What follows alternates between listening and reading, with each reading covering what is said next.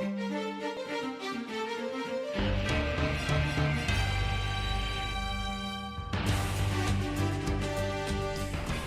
it's time for your service leader announcements with Christine Wilson.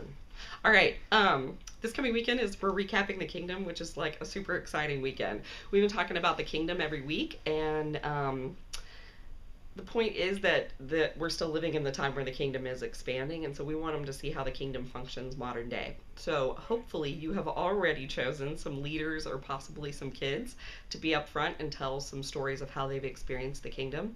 I think I said this last week, but if you haven't already chosen all of those, don't send out a mass email to your leaders. Just pick a few people and tell them they're going to be up there, and they'll figure it out and have something for you. That's just how it works. So if you don't have enough, or you haven't figured out how many or whatever, don't hesitate to just email or call a leader directly or a kid directly and get them up there. I would think 6 or 7 is probably about the right number. More or less depending on how long the stories are. So you're going to tell those up front. The only announcement is the CSM Facebook page to keep pushing them to sign up for that.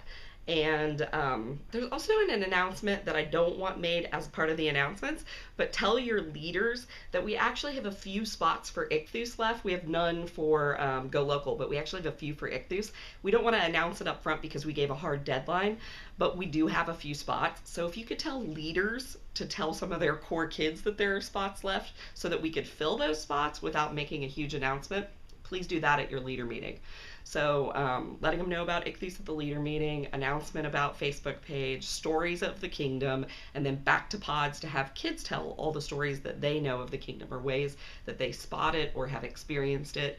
If the pod leaders get hung up on what do you mean, how do we spot the kingdom, you can go back to Matthew 5 and remember the way that it has an upside down nature. So sort of remembering the nature of the kingdom is that it's upside down and it's any place where God is king, like the dome where God is king. So any space here on earth where you've seen a glimpse of God's rule here, or just like an inkling of like how good heaven's going to be, those are kingdom moments.